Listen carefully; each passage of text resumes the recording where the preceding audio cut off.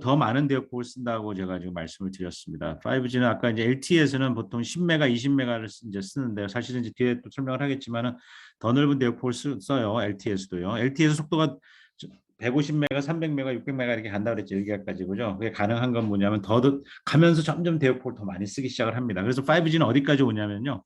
여기 있는 것처럼 5G는 우리나라에서는 300메가를 일단은 5G 주파수로 할당은 확보를 했어요. 300메가. 그래서 3.4기가부터 3.7기가까지. 그래서 이제 그 중간쯤이 3.5잖아요. 그죠? 그래서 우리나라에서는 3.5기가를 사용한다. 3.5기가 대역을 사용한다. 이렇게 얘기를 하는 겁니다. 3.5기가 중간쯤 되는 거예요.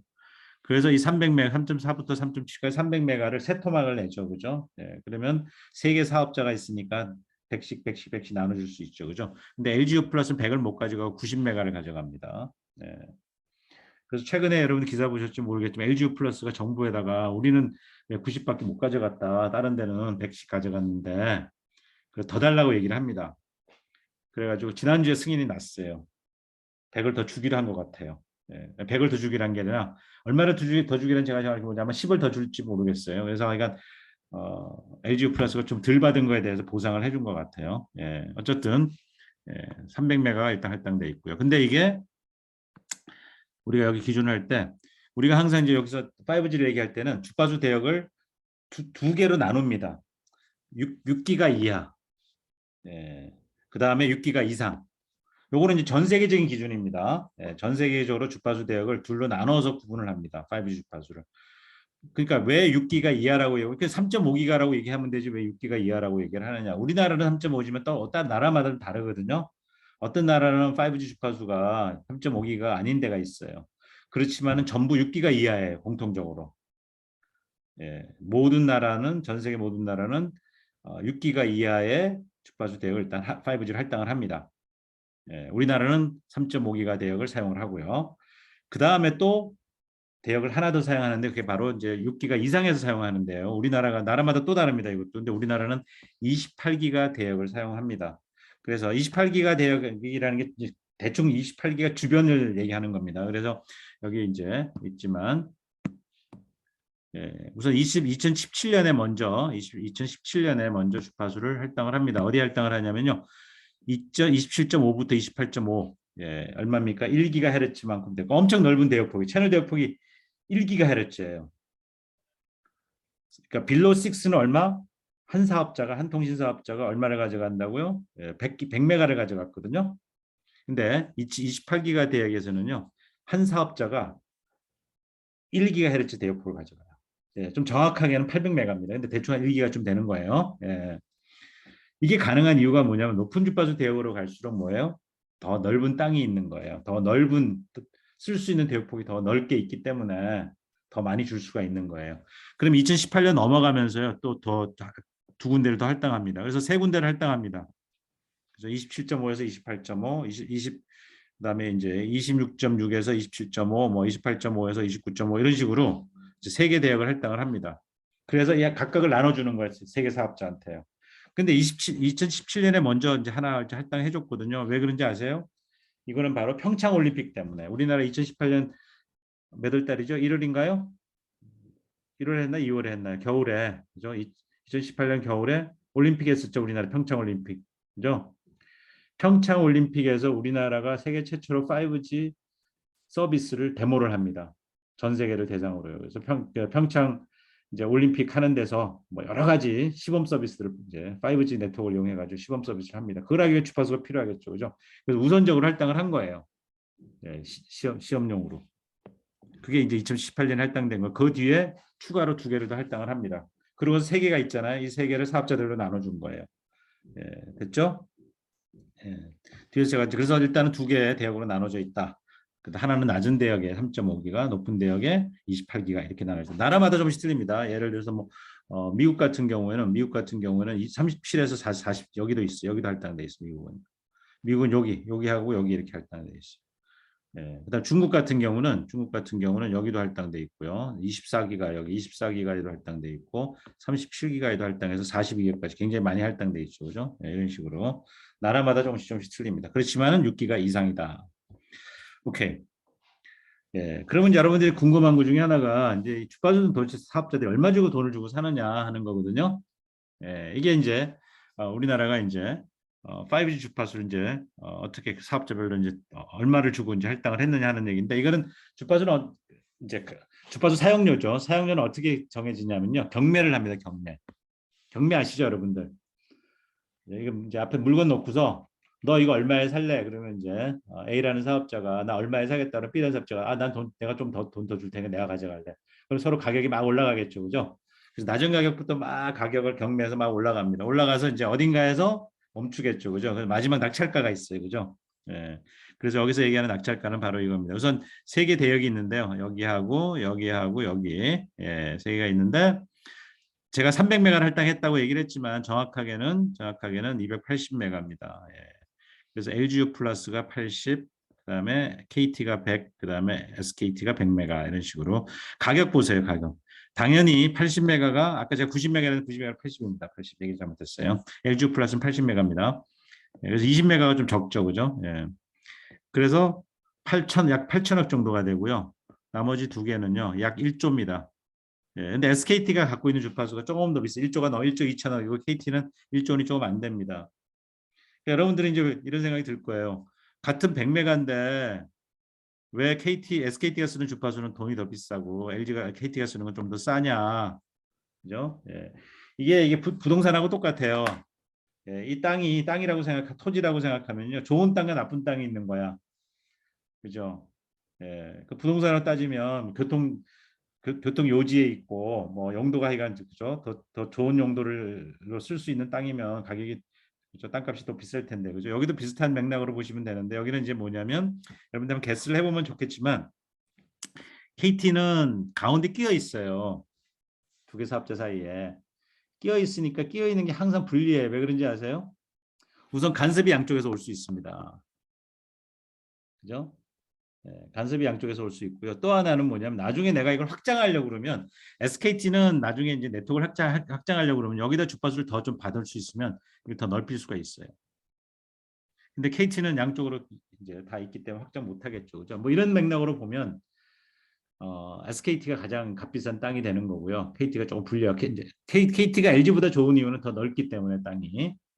그죠? 예, 이런 맥락으로 이해하시면 되겠습니다. 근데 재밌는 건 이제 28기가로 내려오면요. 28기가 대역으로 뭐 아까 자 이제 세계 사업자가 800, 800, 800을 가져갑니다. 예. 예, 이번에는 LGU 플러스가 끼었네. 그래서 가격이 똑같은 가격이 되지 않아요? 땅 넓이가 똑같은데 그죠? 예. 그런데 LGU 플러스가 조금 더 싸요. 약간 싸요. 예, 얼마 쌉니까? 한 6억 정도 싸요. KT보다도.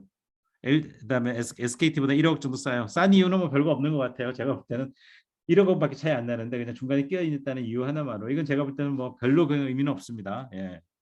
그다음에 그게 세 개가 거의 가격이 같아요. 한 2천억이야. 예. 근데 여기서 여러분들이 좀 궁금한 게 하나 있을 거예요. 땅은 훨씬 넓은데 뭐보다 3.5기가 대역의 5G 주파수보다는 여기는 100메가밖에 여기는 800메가 8배 땅이 넓잖아요. 8배 땅이 넓은데 왜 가격은 이렇게 싸냐? 가격은 5분의 1밖에 안 돼. 땅은 10배가 비싼데. 그 부동산의 논리로 따지면 뭐예요, 여러분들? 부동산의 논리로 보면 땅은 더 넓은데 가격이 싸다? 땅값이 평당 가격이 낮다? 뭘 의미하는 겁니까? 땅의 가치가 떨어진다는 얘기 아니에요? 그래서 서울 시내에 있는 땅값보다 어디 시골로 가면 땅값이 훨씬 싸잖아요. 더 넓은 땅이라도. 그렇죠? 평당 가격이 훨씬 낮잖아. 그 이유는 뭐예요? 땅의 가치가 낮은 이유는 뭔가 이유가 있죠. 그죠? 사람이 별로 많이 안 들어오고 뭐 근데 교통도 불편하고 뭐 쓸 데가 별로 없는가 그 땅에 용도가 별로 애매해. 예. 여기도 비슷한 논리예요. 이집트가 땅은 넓은데 가격이 싸. 이거는 분명히 뭔가 이유가 있다 이거예요. 예, 뒤에 설명을 드릴게요. 자, 계속 진화를 얘기를 하고 있는데 5G로 진화를 이제 얘기를 하려고 그러나 LTE로 진화를 이제 3G에서 4G로 이제 넘어가는 진화를 얘기를 좀 하려고 그러는데 3G까지는 우리가 CDMA 기술을 썼잖아요. CDMA 기술이 나와서 CDMA를 썼는데 4G에서 LTE에서 CDMA 기술 굉장히 좋은데 이걸 쓰려고 봤더니 문제가 하나 있어요. 예, 무슨 문제가 있냐면요. CDMA 기술은 어떤 한계가 있냐면 대역폭을 넓히는 게 그러니까 고속으로 전송하는데 좀 어려움이 있어요. 고속으로 전송하는데. 내가 예를 들어서 고속으로 전송을 하려고 그러면 대역폭을 넓혀야 되는데 CDMA는 더 많은 대역폭이 필요해요. 내가 예를 들어 갖고 통신하는데 요만큼 대역폭이 제 손 잘 보세요. 요만큼 대역폭이 필요한데 요거만큼 갖고 되는 게 아니고요. 더 넓어야 돼요. 왜 그런지 아시죠? 스프레딩이라는 말 제가 썼었죠. 더 빨리 변하는 신호 가지고 곱하잖아요. 그죠? 그러면 대역폭을 넓히게 되면요. 플러스 그 스프레딩을 더 많이 해야 돼요. 그러니까 스프레딩을 하게 되면 더 넓어져요. 그럼 대역폭이 엄청 넓어지거든요. 그러면 엄청 넓어지면 문제는 그거예요. 대역폭이 넓어지면 두 가지 문제가 봉착을 하는 겁니다. 하나는 대역폭이 넓으면 일단 그만의 넓은 대역폭을 확보하는 게 어렵고요. 특히 그 당시에 지금 제가 얘기하는 이제 LTE 처음 만들 때 얘기하는 거예요. 넓은 대역폭, 스프레딩을 할 만큼 넓은 대역폭 하는 게 어렵고 또 하나가 뭐냐면 넓은 대역폭이면요 그만큼 샘플링 레이트 커져야 되죠. 나이캐스트 레이 생각하시면 되죠.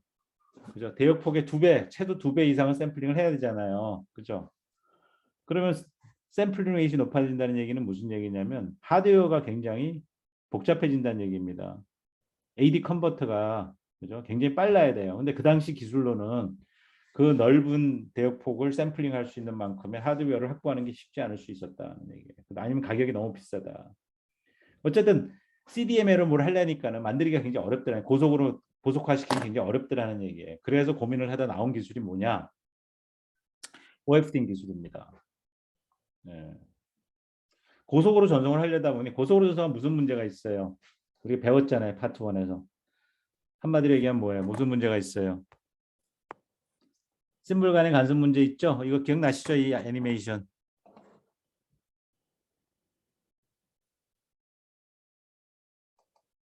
기억나시죠? 예. 이게 뭐예요? 멀티패스 페이스 채널 뭐죠? 멀티패스 채널이잖아요. 그죠? 예. 그래서 심볼 보내면 심볼을 얼마나 빈번하게 보내요? TS마다 한 번씩 보내잖아요. TS마다. 예. 근데 하나 보낼 때마다 뭐예요? 이 다중 경로를 겪어서 가잖아요. 그죠? 그래서 같은 심볼끼리 서로 겹치는 문제가 생기죠. 수신단에서 다중 경로 때문에. 그죠? 그래서 심볼 간의 간섭이 문제가 생기잖아요. 그죠? 예. 그래서 다음 심볼 이렇게 오면 그죠? 다음 심볼이 이렇게 오면 심볼 2가 이렇게 오면 얘가 다 간섭이 되잖아. 심볼 1에 심볼 2에 간섭이 되잖아요. 그죠? 예. 예, 이런 간섭 문제가 있잖아요. 그죠? 그래서 이 문제를 해결하기 위해서 우리가 할 수 있는 거는 자, 간섭 문제가 있는데 제가 지금 이 문제를 해결하는 게 아니고 자, 심볼 길이가 깁니다. 그죠? 길어요. 길 때는 이제 요만큼 ISI 발생을 하는데 짧을 때는 그죠? TS가 굉장히 짧아졌어요. 같은 채널 통과합니다. 예, 그러면 어떻게 돼요? 이렇게 이게 뭐예요? 다중 경로를 겪고 들어오는 거잖아요. 그죠? 근데 얘가 여기 오는 심볼한테 간섭을 그대로 미치죠. 이게 전체가 간섭이 되잖아요. 그죠? 근데 또 그죠? 예. 여기 또 얘도 얘기 간섭이 되겠죠. 그죠? 이런 식으로. 여기에는 뭐냐면 그 전에 보낸 놈들이 전체가 다 한꺼번에 오버랩이 되더라는 얘기죠. 왜? 심볼 길이가 짧아졌기 때문에. 여기는 오버랩이 되면 여기도 오버랩이 되지만 이 길이가 짧기 때문에 그죠? 예. 이 길이가 전체 길이 TS에 비하면 이 TS에 비하면 짧기 때문에 간섭 영향이 상대적으로 적다 이거. 이 정도는 내가 감수할 수도 있다 이거야. 그런데 이 TS가 짧아지게 되면요. 이 다중 경로의 영향을 심각하게 받기 때문에 성능이 안 나온다는 얘기입니다. 이게 우리가 파트 1에서 배운 거예요. 그죠? 이 문제를 해결한 게 뭐였어요? 이 문제를 해결한 게 바로 OFDM 기술이었어요. 그죠? 어떻게 해결을 했습니까? 어떻게 해결을 했습니까? 짧게 들어오는 놈들 전부 찍 늘려서 보내는 거죠. 그 대신에 여러 개 패럴렐하게 차선을 여러 개 만든다고 제가 표현을 했었죠. 그죠? 그러니까 동시에 여러 개를 가니까는 천천히 여러 개를 보내면 동시에 보내면 되겠죠. 천천히 보낸다는 얘기는 찍 늘려서 보내는 거. 천천히 보내게 되면 어떻게 돼요? 인터심볼 인터ference 영향을 적게 받겠죠. 맞나요? 네. 자, 이거 다 배운 겁니다. 네. 그래서 여러 개 경로로 여러 개 그죠? 여러 개 뭐죠? 서브 캐리어라고 표현했죠. 그죠? 여러 개 서브 캐리어 나눠서 보내고요. 다른 서브 캐리어에다가 이제 보내는 겁니다. 그러면 여러 개 서브 캐리어가 동시에 날아가는 거예요. 동시에 날게 겹쳐서 날아간다는 얘기입니다. 그죠? 겹쳐서 날아가서 겹쳐서 받을 거예요. 받지만 수신단은 얘네들을 분리해낼 수 있다. 이렇게 분리를 해낼 수 있다. 그렇죠? 예, 이 서브 캐리어들이 서로 오토고넬리티 직교성을 갖고 있기 때문에. 그러니까 여기 있는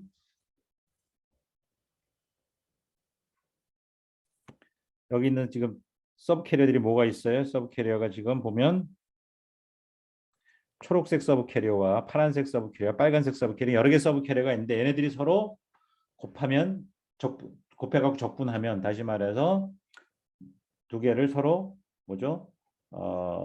우리 뭐죠? 그 내적을 하면 서로 직교성을 가지고 있기 때문에 곱해갖고 적분하면 0이 되더라 하는 얘기예요.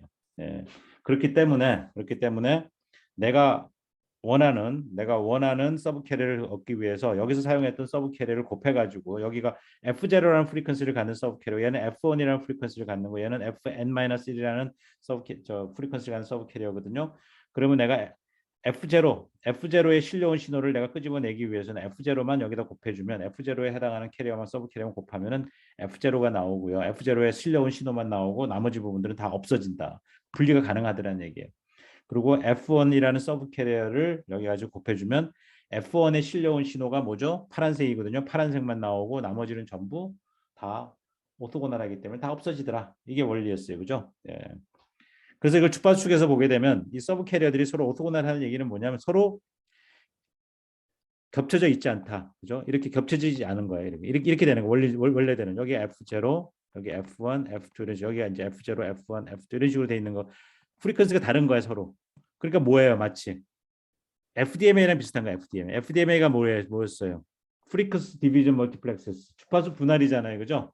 그러니까는 마치 주파수를 쪼개 갖고 주는 거랑 비슷하거든요. 근데 FDMA랑 달라요. OFDM은 어떻게 다르냐면 이렇게 완전히 이 서브 캐리어들이 완전히 이렇게 겹치지 않도록 돼 있는 게 아니라 여기 있는 것처럼 서로 반씩 겹쳐 있죠. 이렇게 있고 또 이렇게 돼 있거든요. 이게 반씩 겹쳐 있거든요. 이게 이제 OFDM의 이게 OFDM 특징입니다. 여기 보시면은요. 네, 다 우리 전에 다 배운 거예요.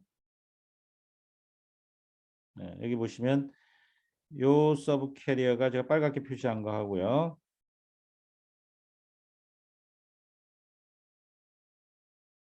제가 여기 주황색으로 이렇게 표현할게요. 주황색. 요 서브 캐리어 두 개가 반이 겹쳐 있죠.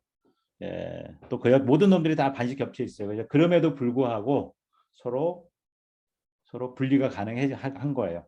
이렇게 겹쳐 있으면 좋은 게 뭐냐면 전체 사용하는 대역폭이 줄겠죠. 여기서 이런 식으로 FDML을 사용하게 되면 겹치지 않게끔 하게 되면 더 많은 대역폭이 필요하겠죠. 근데 반씩 겹쳐져 있으면 대역폭이 거의 반으로 줄겠죠, 그죠?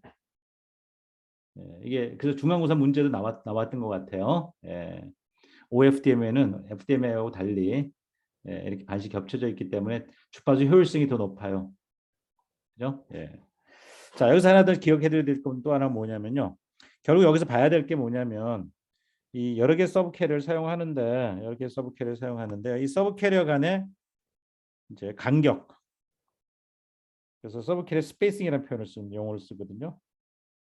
여기 보시면 여기 F0, F1, F2 서브 캐리어가 쭉 있어요. 이렇게 이제 F0부터 쭉 서브 캐리어인데 이제 요 서브 캐리어와 서브 캐리어의 간격 여기서 서브 캐리어와 서브 캐리어 간격 요 간격 있죠. 예, 요 간격이 있죠, 그죠?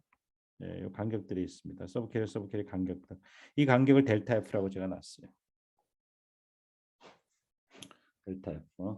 그러면 이제 이 전체가 차지하는 게 얼마니 하고 물어보면요. 이 대역폭이 얼마냐 하면 서브 캐리어 숫자만큼 이제 델타 F 곱하기 서브 캐리어 숫자가 되겠죠. 그죠? 예. 근데 이 서브 캐리어 스페이스는 누가 결정하는 거냐면요. 뭐에 결정하냐면요. 여러분 조금만 생각을 해 보시면 신호 처리 관점에서 생각을 해 보면요.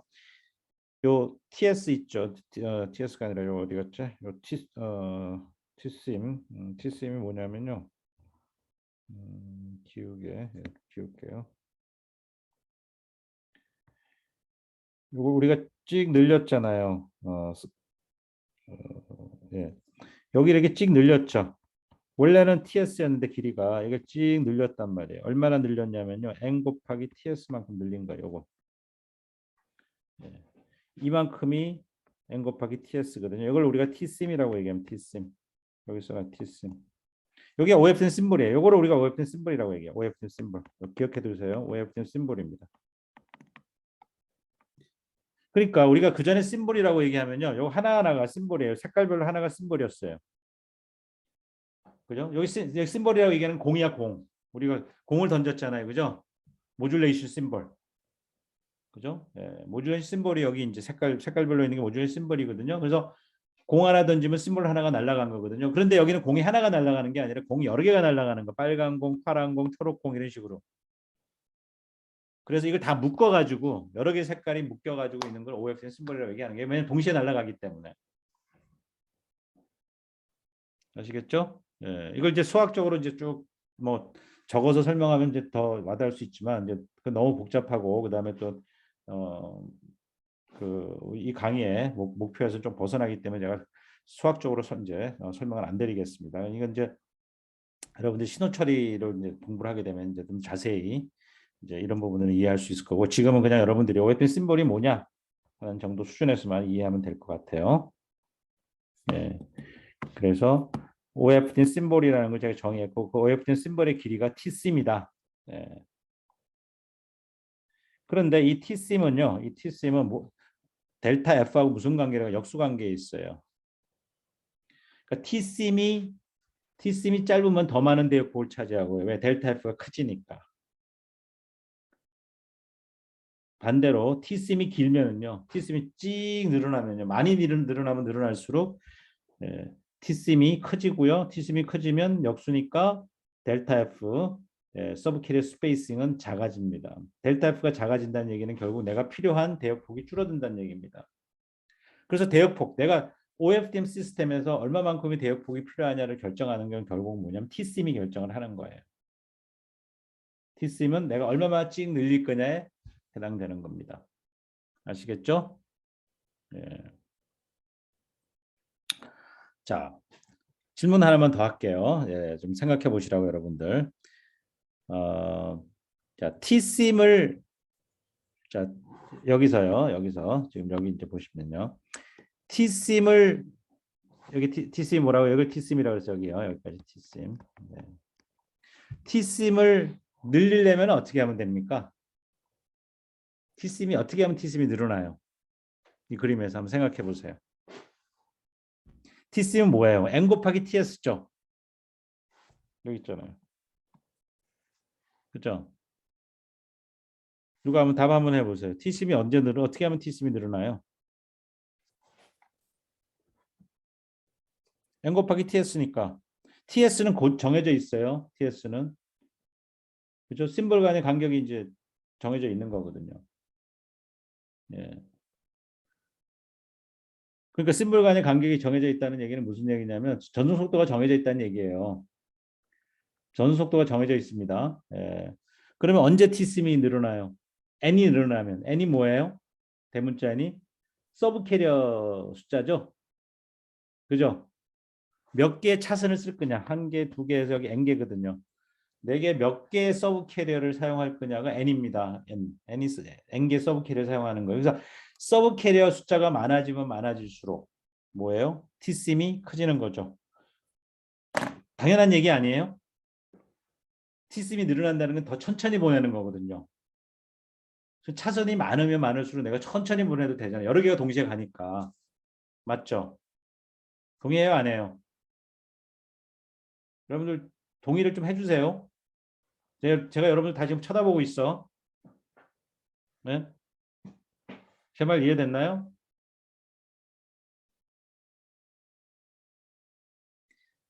Tsim이라는 게 뭐예요? Tsim이라는 게. 내가 원래는 TS마다 한 번씩 보내야 되는데 이제는 얼마나 한 번에 보내? Tsim마다 한 번씩 보내는 거예요. 근데 Tsim은 천천히 보내는 거잖아. 왜 천천히 보내도 돼요? 여러 개를 동시에 보내는 거니까 보낼 수 있으니까. 맞아요? 왜 아무도 동의를 안 해주지? 제가 설명을 잘 못하고 있나?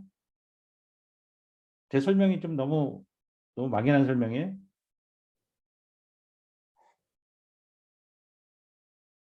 이거 이해가 안 돼요? 돼요? 안 돼요? 이거 어려운 내용인가 지금? 공 던지는 거 생각하면 공 던지는 거. 한 번에 공 하나씩밖에 못 던지는데 빨리빨리 던져야 되니까 짧게 짧게 던진 거야. 근데 투수가 여러 명 있어. 에? 투수가 여러 명 동시에 던지는 거야. 그러면 같은 속도로 보내려면 천천히 보내도 되죠. 10개, 투수가 10명이면은 그죠? 혼자서 들으면 10개를 막 보내려면 빨리 보내야 되잖아. 짧게 짧게. 근데 10명이 10개를 보내려면 천천히 한 개씩 한 사람이 한 개씩 보내도 되잖아. 그치? 예, 그 얘기예요. 티심이 늘어난다는 얘기가 그런 얘기예요. 그런데 그게 공짜가 아니라는 얘기지. 왜? 티심이 늘어난다는 얘기는 n이 늘어나는 거고요. 예, 그럼 무슨 얘기예요? 더 많은 대역폭이 필요하죠. 그죠? 예, 더 많은 대역폭이 필요합니다. 그죠? 예. 왜냐하면 서브캣 하나가 대역폭을 차지하니까 이렇게 하나, 둘, 셋, 넷 이런 식으로 차지하는 거거든요. 그럼 서브 캐리어가 많아지면 더 많은 이 전체 대역폭이 커진다고요. 아시겠죠? 예.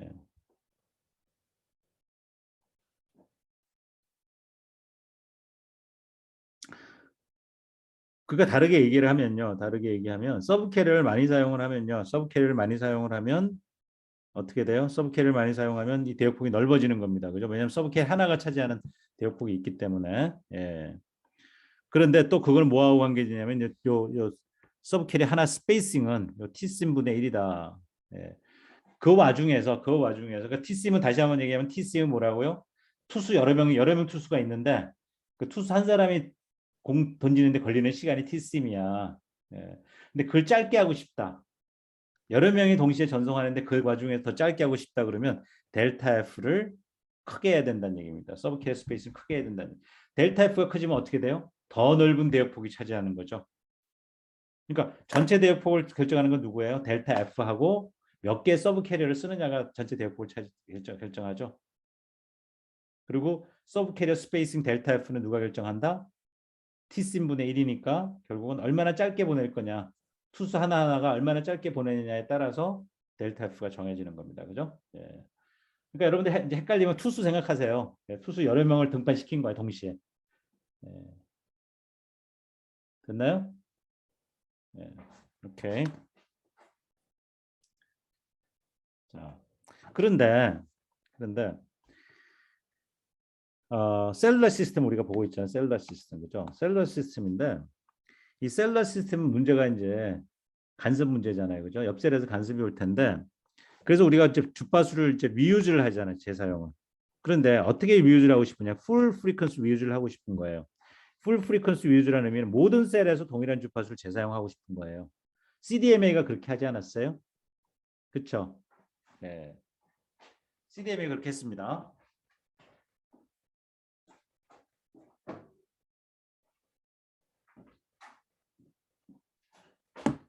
CDMA는 왜 이제 그게 가능하게 했는지 내가 설명을 했고요. 그러면 지금은 이제 우리 CDMA를 포기를 했어요. 왜 포기를 했냐면 고속으로 전송하는데 CDMA는 적절하지 않더라는 얘기예요. 여러 가지 하드웨어 문제나 등등등 해서. 그래서 나온 기술이 OFDM 기술이고요. 예. OFDM 기술은 고속으로 전송하는데 큰 무리가 없어요. 그죠? 고속으로 전송할 때 무슨 문제가 생긴다? 다중경로 문제가 생긴단 말이에요. 다중경로 생기 때문에 심볼 간의 간섭 문제가 있는데 그거를 해결해 주잖아요. 해결해 줬잖아요. OFDM. 그러니까 적절한 기술이라는 얘기죠. 그런데 OFDM은 무슨 문제를 갖고 있냐면요. 주파수를 재사용했을 때 간섭 문제. 만일 옆셀에서 똑같은 주파수 사용을 하게 되면 그 간섭이 심각할 수 있다는 얘기예요.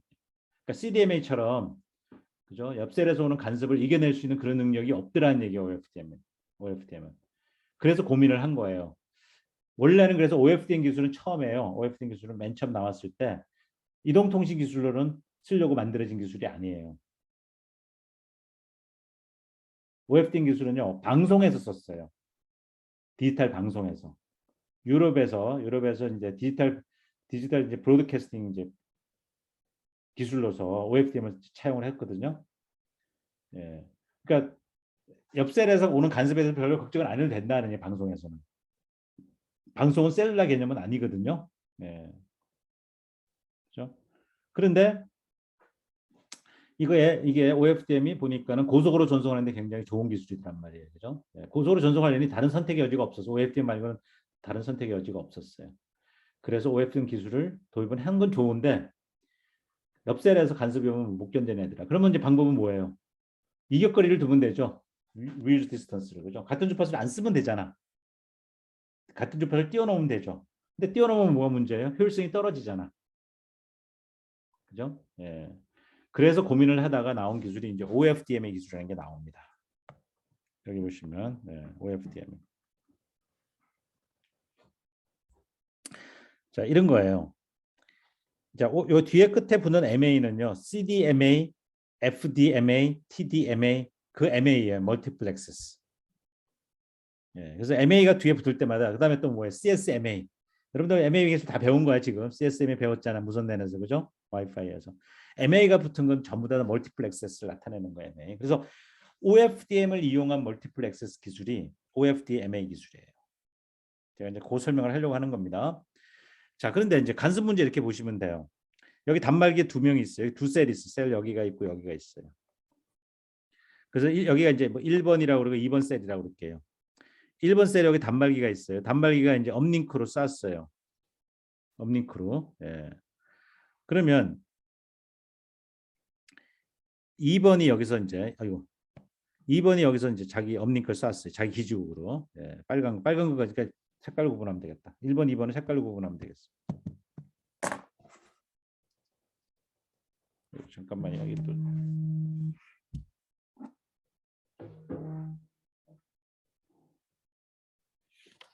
죽어버렸나? 잠깐만요.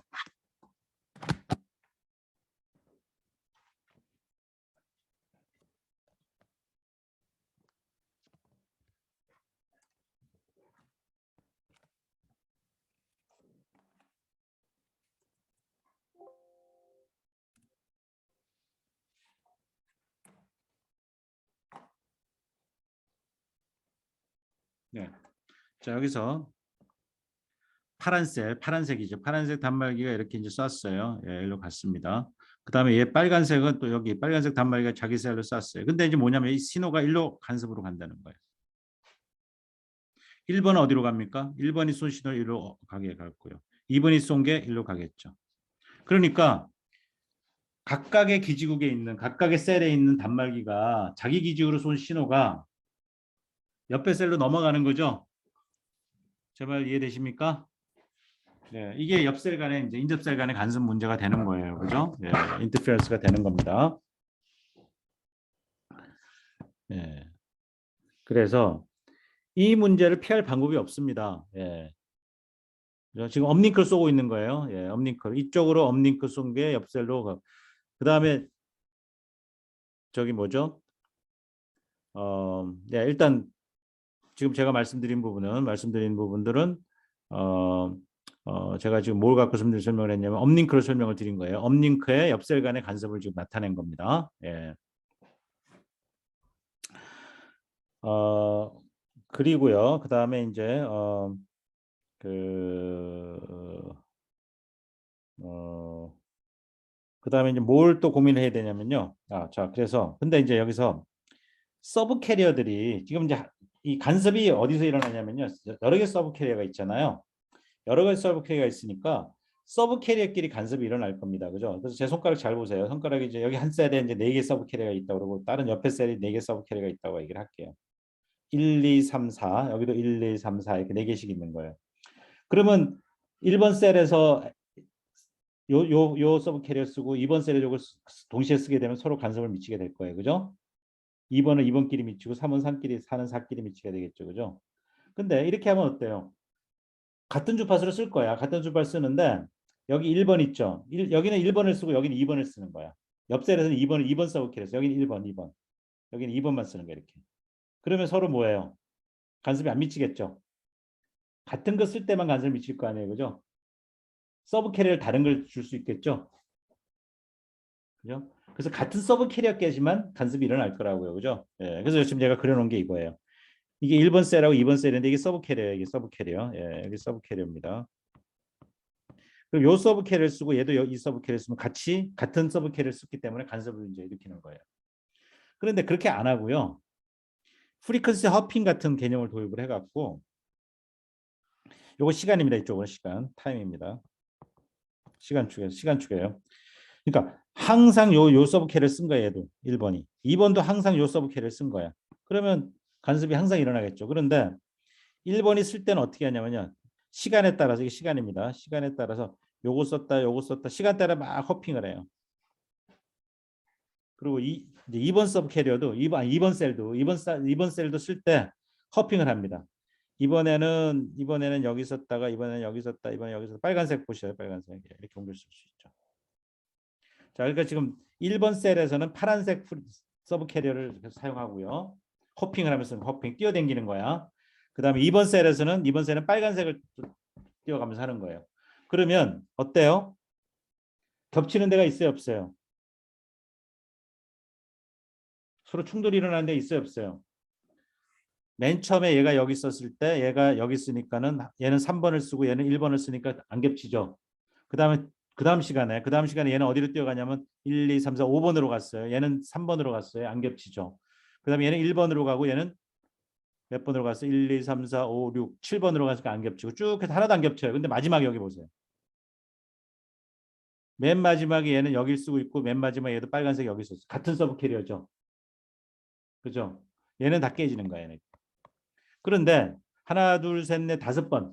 5번 움직이고 있는데 5번 움직이는 동안에 4개는 성공하고 4개는 한 개는 충돌이 일어났어요. 근데 한 개 충돌이 일어나는 경우는 어쩌면 얘네들이 충돌이 일어나더라도 그때 그래서 깨지는 부분은 에러 커렉션 코딩, 그죠? 채널 코딩을 통해서 고쳐낼 수 있을 수도 있다는 얘기예요. 다 깨지지만 않으면, 그죠? 다 깨지지 않으면 살아남을 수 있을 수도 있다는 얘기. 한 개 정도 깨져가지고는 이런 식으로 옆셀에 간섭이 있다 하더라도 서로 뭔가 좀 피해가면서 하게 되면, 그죠? 예, 옆셀에서 같은 셀을 쓰더라도 괜찮다, 견딜만하다는 얘기고요. 또 그 다음에 간섭도 정도가 다 달라요. 뭐냐면 멀리 있는 놈과 가까이 있는 놈들이 주는 간섭은 또 다릅니다. 예를 들어서 이런 거예요. 여기 있는 애가 여기하고 빨간색하고 여기 빨간색 이제 옆셀이죠. 옆셀에 단말기가 2개 있어요. 빨간 단말기하고 초록색 단말기가 있는데 빨간 애가 이렇게 쏘면 이렇게 간섭으로 오겠죠. 파란 애도 이렇게 쏘면 이렇게 간섭이 오겠죠. 이쪽으로. 그죠? 예, 이게 지금 제가 사실 그림을 제가 원하는 대로 안 그려져 있네. 예, 제가 조금 다시 그려볼게요. 제가 그림을 좀 수정을 해볼게요. 그게 낫겠다.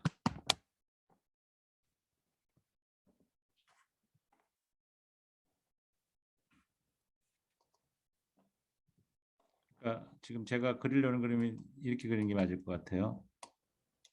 이렇게 간섭이 오고요. 그다음에 이 빨간 게 이렇게 간섭이 가고요. 파란 게 제가 업링크만 지금 보고 싶어서 지금 다시 그린 겁니다. 네, 이렇게.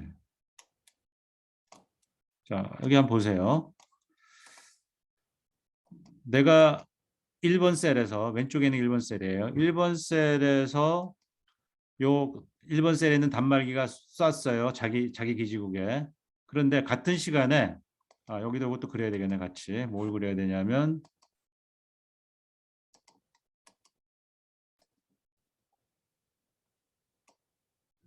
예, 얘도 이렇게 쏩니다. 예. 그럼 얘는 초록색으로 표현한 게 맞겠다. 그죠? 초록색으로 좀 그려볼게요. 초록색으로 그려볼게요. 초록색으로 그리면 어떻게 되나? 초록색으로 그리면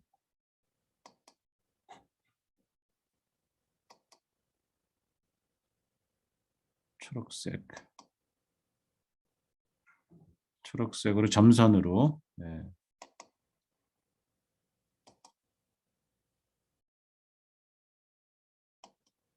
네, 이렇게 되겠죠. 이건 요거는 점선이 아니다. 잠깐만요. 네. 그럼 1번 셀에서 지금 간섭이 2군데서 오고 있어요. 간섭이 2군데서 오고 있는데 1번 셀에 2번 셀에서 빨간색 단말기에서 간섭이 오고 있고 초록색 단말기에서 간섭이 오고 있어요. 그죠? 예. 그런데 이 간섭이 정도가 다르죠. 어떻게 다릅니까? 요 빨간 거는 요 1번 셀에 기지국에 가깝게 있고요. 초록색은 1번 셀 기지국에 멀리 있잖아요. 그래서 혹시나 그죠? 예, 만일에 두 개가 충돌이 일어나더라도 충돌이 일어난다는 얘기는 무슨 얘기냐면 1번 셀의 서브 캐리어와 2번 셀의 서브 캐리어를 1번 셀하고 2번 셀이 다 동시에 사용을 하는 거예요. 그러면 간섭이 일어날 텐데 이 서브 캐리어를 2번 셀에서 누가 쓰느냐, 빨간색한테 줬느냐, 초록색한테 줬느냐에 따라서 간섭의 정도가 다르다. 만일에 이 서브 캐리어를 빨간색에 주게 되면 가까이 있으니까 빨간색이 옆 셀에 미치는 간섭이 크고요. 초록색은 멀리 떨어져 있으니까 그 신호가 1번 셀의 기지국까지 거리가 멀기 때문에 간섭의 정도가 작다. 그죠? 예. 그러니까는 같은 서브키를 쓴다 하더라도 어떤 때는 강하게 간섭이 오고 어떤 약하게 간섭이 올 거다는 얘기죠. 그죠? 그래서 운이 좋으면 운이 좋으면은 간섭이 작다. 그래서 상황에 따라 달라질 수 있다는 얘기예요. 그때 간섭의 정도가 다를 수 있다는 얘기예요. 누구한테 할당했느냐에 따라서. 아시겠죠? 예. 그래서 결론적으로 다음 페이지 넘어가면요. 이런 결론을 내릴 수가 있습니다. 우리가 두 가지를 봐야 되는데요. 자, 첫 번째는 일단 발음 라인은 뭐냐면요. 모든 주파수를 다 쓸 거예요. 모든 셀에서 모든 주파수를 다 쓸 거다. 그러니까 풀 리유즈를 할 거다. 재사용을 완전히 같은 거를 다 재사용을 할 거다 하는 걸 전제고요. 그러면 이제 겹치는 부분을 어떻게 할 거냐 그 고민을 해야 된다 그랬잖아요. 방금 말씀드린 대로요. 근데 이렇게 할 겁니다. 우선 각 셀에서는요. 전체 자원을 여기 자원이라는 건 주파수를 얘기하는 거죠. 예, 주파수인데 주파수와 여기 주파수는 서브 캐리어를 얘기하는 거야. 시간 주파수 축에서 서브 캐리어 여러 개 있잖아요. 그죠? 투수가 여러 명 있는 거야. 투수 여러 명이 자원이고요. 그다음에 또 시간도 자원이죠. 그래서 우리가 시간축과 주파수축으로 일단은 크게 영역을 봅니다. 그래서 2차원 공간을 생각하면 2차원. 시간축과 주파수축을 보면 2차원이거든요. 그래서 주파수축에 뭐가 있냐면 서브 캐리어. 이게 서브 캐리어예요. 서브 캐리어. 서브 캐리어가 이렇게 하나씩 있네. 서브 캐리어 쪽 이렇게 있어요. 이게 OFD 심볼이야. OFD 심볼. 이게 OFD 심볼이에요, 이게. 예. 그래서 심볼 1, 심볼 2, 심볼 3 이런 식으로 여러 개 심볼이 있는 거예요.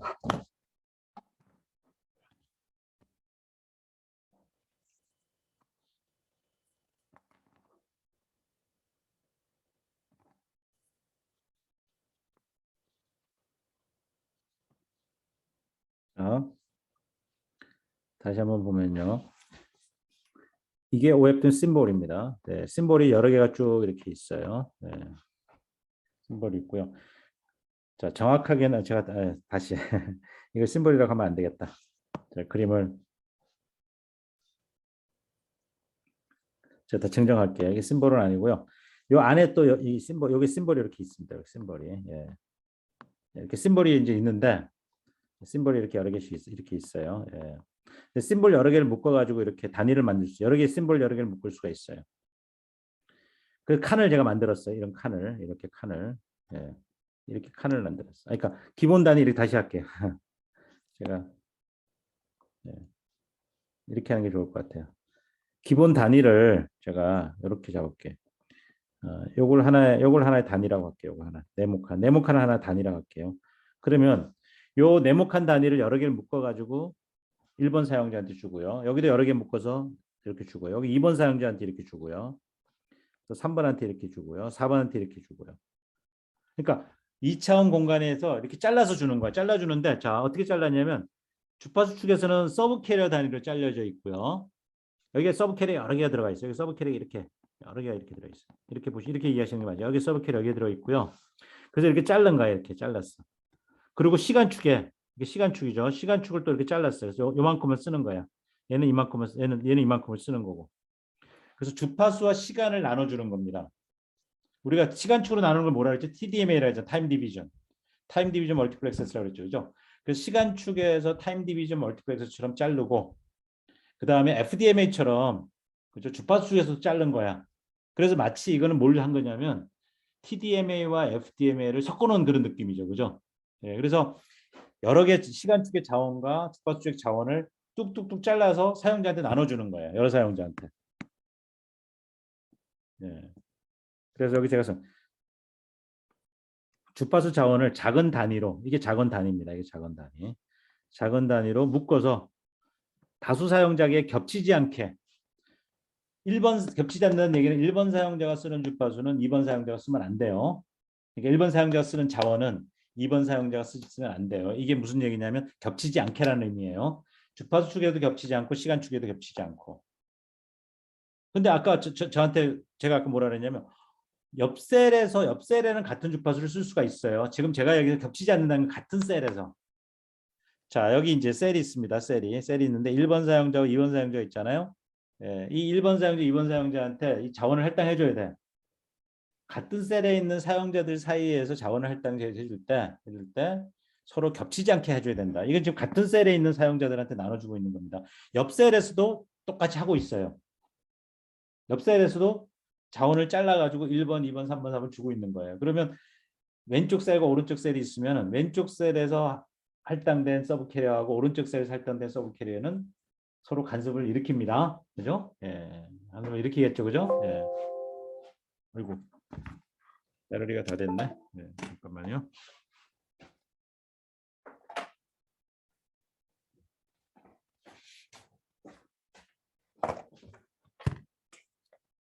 그래서요.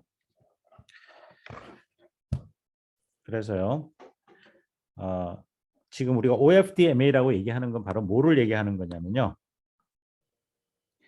이 서브 캐리어들을 여기 여러 개 서브 캐리어들이 있는데 이 서브 캐리어들을 여러 사용자한테 이렇게 나눠주는 거, 겹치지 않게 나눠주는 게 OFDMA 방식이에요. 자, 그러면 이게 뭐하고 다르냐면 우리가 앞에서 OFDMA라는 걸 배웠잖아요. 그죠? 예. OFDMA는요. 전체 서브 캐리어가 있으면요. 이 서브 캐리어 한 사용자가 다 주는 거예요. 이 두 개 그림 비교해 보세요. 이 그림하고 이 그림. 여기는 1번 사용자한테 할당된 얘는 1번 사용자가 여기 쓰고 2번 사용자 여기 쓰는데 여기는 1번은 여기 쓰고 2번은 여기 쓰고 있어요. 비교를 해보면요. 1번은 모든 서브 캐리어를 다 쓰고 있고요. 2번도 모든 서브 캐리어를 다 쓰고 있습니다. 근데 OFDMA 같은 경우는 1번이 여기만 쓰고 있고요. 2번은 여기만 쓰고 있어요. 1번과 2번, 3번은 또 여기 쓰고 있어요. 그러니까 보시면 모든 사용자들이 이 전체 서브 캐리어를 나눠 쓰고 있는 걸 알 수가 있어요. OFDM은 한 사용자가 모든 서브 캐리어를 동시에 다 사용한다. 그게 차이입니다. 그죠? 예, 그러면 이제 여러분들이 왜 그러면 이제 OFDM과 OFDMA가 뭐 다른 점은 알겠는데 왜 OFDM이라는 걸 쓰느냐? 자, 이 두 개를 보시게 되면 OFDM을 쓰나 OFDMA를 쓰나 사실은 그 차이가 없어요. 어떤 면에 차이가 없냐면 어차피 자원을 나눠 가지고 1번이 전송하고 2번이 전송하게 하는 건데. 그죠? 예. 모든 사용자가 모든 서브 캐리어를 사용해서 전송하게끔 하고 그게 끝나고 나면 2번이 쓰고 또 끝나고 나면 3번이 쓰고 하면 되잖아요. 이건 뭐죠? 시간 분할을 한 거야. OFDM은 시분할을 한 거죠. 1번이 다 전송하고 나면 2번이 다 전송하고 그다음 3번이 다 전송하고 시간축을 나눠 쓰고 있는 거예요. 그죠? 근데 OFDM에는 시간축도 물론 나누고 있습니다. 시간축도 나누지만은 주파수도 나누고 있거든요. 예. 그 두 개가 어쨌든 나눠서 쓰는 거는 똑같아요. 그런데 왜 OFDMA를 하느냐? 다시 말해서 서브 캐리어 단위로 쪼개서 쓰느냐 하는 부분을 이제 이해를 하셔야 돼요. 예. 우선 OFDMA는 뭐 약자냐면요. Orthogonal Frequency Division Multiple Access예요. 그러니까 OFDM과 달라요, 용어가. OFDM은 뭐 약자였어요? Orthogonal Frequency Division Multiplexing이었어요. 이 M은 멀티플렉싱을 나타냈어요. 멀티플렉싱. 예. 그래서 모든 서브 캐리어를 다 사용하는 건 멀티플렉싱이고요. 이렇게 나눠서 사용자끼리 서브 캐리어를 나눠 쓰는 거는 멀티플 액세스다 이렇게 얘기를 하는 겁니다. 자, 그러면 여기가 마지막으로 여러분들 이해할게요. 그러면 왜 OFDMA를 쓰느냐? 자, LTE에서는 바로 이 OFDMA라는 걸 쓰는데요. 언제 OFDM을 쓰죠? 우리가 배웠습니다. 파트 2에서요. 와이파이에서요. 와이파이에서는 OFDMA를 안 쓰고 와이파이에서는 OFDM 기술을 씁니다. 그러면 비슷한 것 같으면서도 좀 다르다는 얘기예요. 예, 그러면 이제 여러분들이 OFDMA를 왜 쓰느냐를 이해를 하시면 하면은 이제 왜 LTE에서는 OFDMA를 쓸 수밖에 없느냐를 제가 이제 설명을 하려고 하는 겁니다. 예. 자, 우리는 굉장히 넓은 대역폭을 쓸 거예요. 예. LTE로 가면서 우리는 대역폭 얼마를 쓰게 되냐면 10메가, 20메가 이런 넓은 대역폭을 씁니다. 또는 40메가, 80메가 이렇게 대역폭을 점점 넓게 쓸 거예요. 왜냐하면 고속으로 전송하기 위해서. 근데 넓은 대역폭으로 쓰려고 하면 무슨 문제가 생기냐면요. 서브 캐리어들이 이게 서브 캐리어가 여러 개가 있잖아요. 그죠? 이 서브 캐리어 중에서 좋은 서브 캐리어와 나쁜 서브 캐리어가 섞이게 됩니다. 예, 여러분들이 이제 이거는 제가 채널 특성을 이제 여러분들이 이해를 하셔야 되는데 넓은 대역폭을 쓰게 되면요. 어떤 프리퀀시는 채널 상태가 좋고요. 어떤 데는 프리퀀시 채널 상태가 좋지 않아요. 그러니까 서브 캐리어에다가 데이터를 실어서 보낼 건데 서브 캐리어에다가 내가 서브 캐리어마다 심볼을 실어서 공을 던진다는 얘기예요. 그러니까 이렇게 생각하면 투수가 10명이 있는데 10명의 투수가 있는데 10명이 다 조건이 좋으면 좋은데 10명 중에서 상태가 좋은 투수가 있고 상태가 나쁜 투수가 섞여 있다는 얘기예요. 그러니까 잘하는 투수 한 명만 쓰면 되는데 내가 10명을 쓰다 보면은 그중에는 못 던지는 투수도 섞여 있을 거다는 얘기예요. 컨디션이 안 좋은 애들이 있을 거다는 얘기. 순간순간 그리고 컨디션이 바뀌어. 무선이기 때문에. 내가 10명의 투수가 동시에 공을 던지는데 그죠? 예, 상태가 좋은 투수가 있다는 얘기예요. 그리고 상태가 나쁜 투수가 있다는 얘기예요. 그러면 만일에 OFDM을 쓰게 되면요. 10개가 동시에 전송을 하는데 상태가 다 다르다 보면요. 상태가 안 좋은 서브 캐리어를 전송하는 심볼들은 깨질 수 있다는 얘기예요. 상태가 좋은 건 괜찮지만은. 그죠? 그래서 모든 사용자가 다 모든 서브 캐리를 그러니까 모든 서브 캐리를 한 사용자가 모든 서브 캐리를 다 사용하면은 상태가 안 좋은 투수까지도 공을 던져야 된다는 얘기예요. 근데 OFDMA를 하게 되면 어떻게 하냐면요. 각자가 가지고 있는 투수가 10명이 있는데 그중에서 뭐예요? 상태가 좋은 투수만 골라서 공을 던지게 할 거다는 얘기예요. 그래서 1번 사용자 여기 있잖아요. 1번 사용자가 다 쓰지 않고요. 여기만 쓴 거예요. 여기만 쓰고 여기만 쓰잖아요. 여기는 안 쓰잖아. 이쪽 밑에는 안 썼잖아요.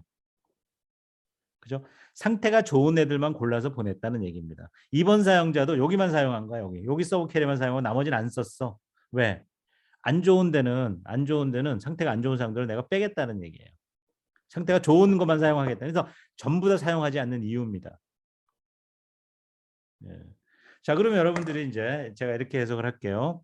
와이파이에서는 모든 서브 캐리어를 다 쓴다고 얘기를 했습니다. 근데 다시 OFDM을 쓴다고 얘기를 했어요.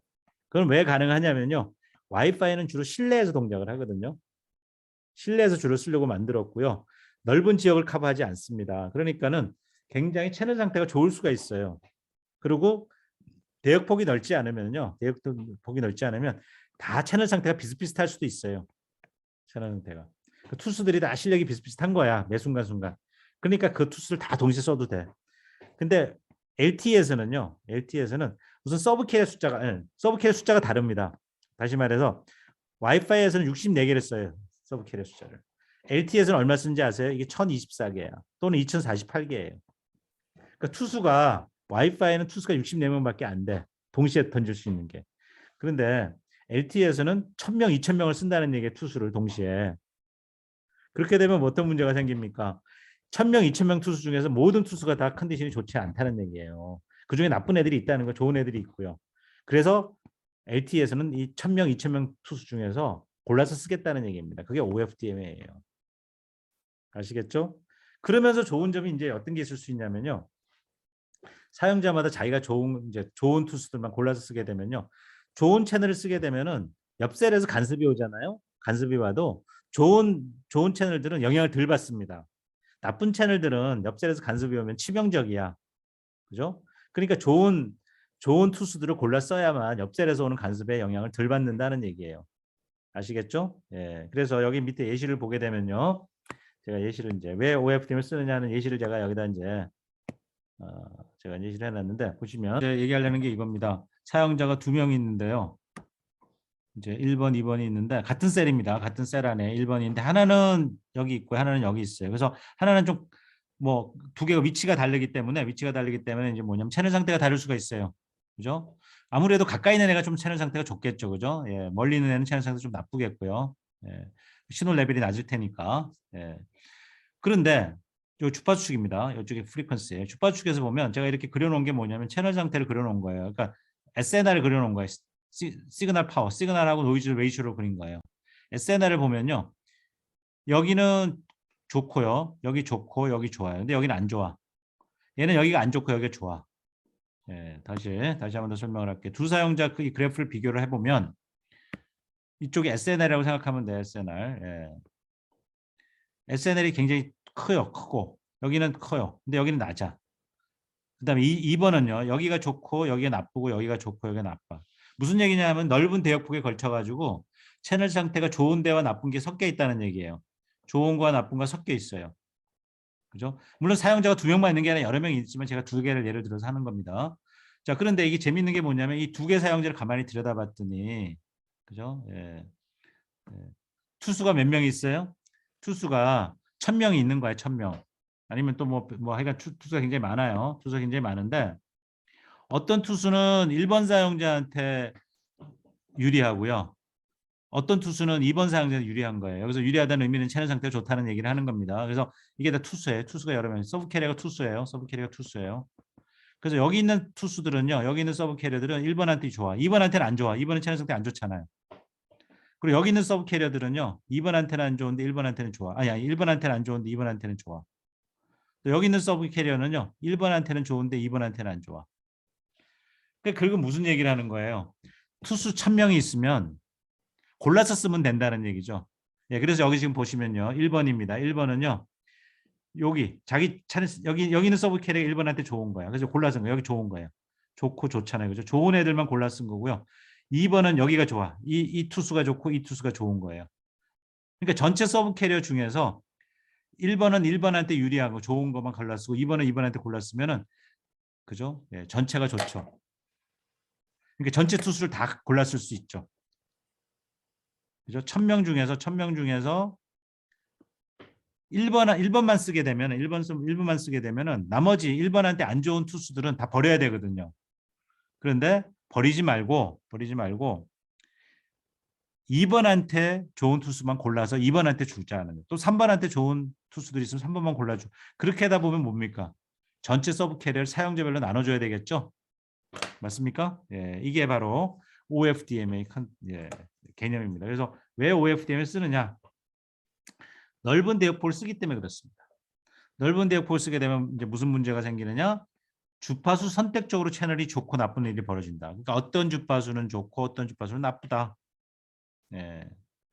그 얘기는 좋은 투수와 나쁜 투수가 있을 수 있다.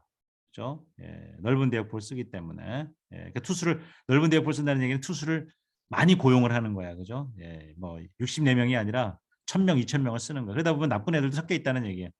예. 그때 주파수 선택적인 특성, 예, 그러니까 나한테 내 채널이 유리한 투수들만 골라갖고 사용을 하게 되면, 그죠? 예, 사용자별로 좋은 투수만 골라내게 하는 게 좋겠다. 그렇게 하면 대역 효율성을 높일 수 있다. 대역 효율성을 높인다는 얘기는 투수를 다 쓰는 게 주파수 효율적인 거죠. 1000개가 있으면 1000명을 다 골라 쓰는 게 좋죠. 그래서 그 중에서 1번한테 좋은 애는 1번한테 주고 2번한테 좋은 채널 투수들은 2번한테 주고 3번한테 좋은 투수들은 3번한테 주고 이런 식으로 나눠주게 되면 사용자별로 나눠주게 되면 모든 투수를 다 쓸 수가 있잖아요. 골고루 기용할 수가 있죠. 그게 바로 OFDM의 개념입니다. 네.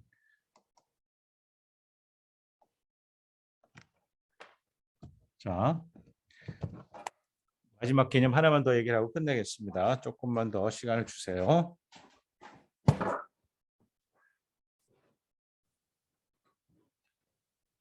OFDM을 왜 하느냐 설명을 드렸고요. 자, 그래서 이제 LT에서는 이 OFDM을 씁니다. 예, 쓰는데 이 상황을 한번 보시죠. 여기 이제 요 그래프를 보시면요, 뭘 그려놓은 거냐면요, 기지국이 여기 있고요, 단말기가 이제 위치가 여기도 놓여 있고 여기도 놓여 있고 여기도 놓여 있어요. 다 기지국에서 가까운 거리와 또 먼 거리가 이렇게 있을 수 있죠, 그죠? 점점 멀리 있을 수 있습니다, 그죠? 예. 그러면 멀어지면 어떻게 됩니까? 멀어지면은 수신 신호 강도가 떨어지고 SNR이 낮아지고 신호 세기가 커지니까, 그죠? 신호 세기가 커지니까 SNR이 작아지겠죠, 그죠? 예. 여기 N이라는 거 안에는요, 우리가 셀룰라에서 여러분들 항상 이 SNR의 의미를 해서 N에는 뭘 포함하시는 간섭도 포함하고 있어야 됩니다. 잡음도 있지만 간섭도 노이즈에 해당되는 겁니다. 예. 그래서 제가 시그널 투 노이즈 레이쇼라고 했을 때 셀룰라에서는 노이즈 안에는 여러분들도 간섭을 포함해서 생각하셔라. 예. 그렇죠? 예. 어쨌든 SNL이 낮아지면요, 내가 쓸 수 있는 공의 색깔의 숫자가 줄어들기 때문에 속도가 떨어지겠죠. 그죠? 그래서 여기 최대 전송률을 제가 Rmax라고 그럴게요. 그냥 Rmax. 최대로 보낼 수 있는 전송 속도는 줄어들 겁니다. 그래서 오른쪽으로 갈수록요. 오른쪽으로. 기지국으로부터 거리가 멀어지면 멀어질수록 내가 최대로 보낼 수 있는 전송 속도는 줄어들 겁니다. 다시 말해서 기지국에서 가까울 때는 내가 64QAM을 썼다가 채널 상태가 조금 더 멀어지면은 16QAM을 썼다가 정말 멀어지면은 그죠? QPSK를 쓴다 이런 식이에요. 그죠? 예, 점점 공의 숫자를 줄여야 되겠죠, 그죠? 예. 그래서 이 파란색 커브 이거는 바로 이 파란색 커브는 셀에서 멀어질수록 속도가 떨어지는 걸 나타내는 겁니다. 자, 다시 그러면 파란색 보시고요. 그럼 제가 이제 요 위치에 있는 단말기가 있다고 칩시다. 뭐 단말기 한 명이 아니라 여러 명이 있을 수 있죠. 셀러 시스템은 기지국안을 세워놓고 여러 명을 서비스해야 되거든요. 단말기 여러 개가 이제 주변에 있을 거 아니에요, 그죠?